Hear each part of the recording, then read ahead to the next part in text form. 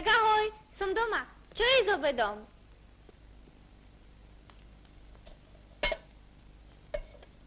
Vidíš, že ho varím. Vidím.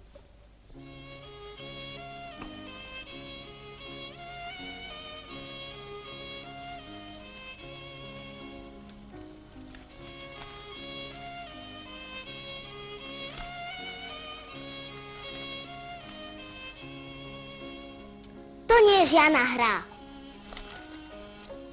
Čo sa ti nepáči? Veď som prišiel z práce.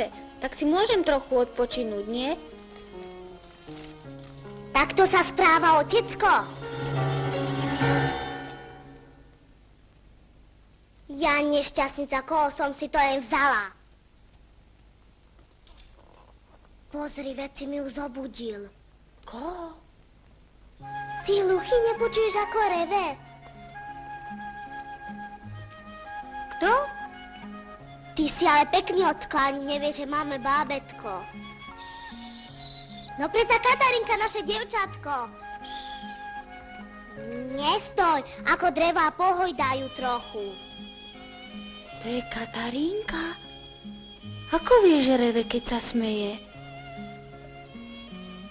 Vezmi ju na prechádzku. Ja zatiaľ uvarím kašu.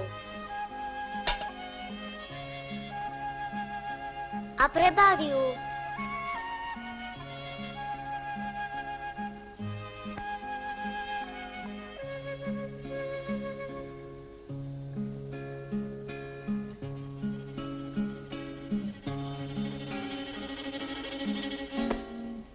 Čo to s ňou robíš? Skoro si ju zabil. Nemáš rozum? Také nemehlo. Ty by si sa mohla ukričať. A oni ťa nechajú, ako by si ani nebola jeho. Moja maličká buvinka, dcerenka moja, no, moja.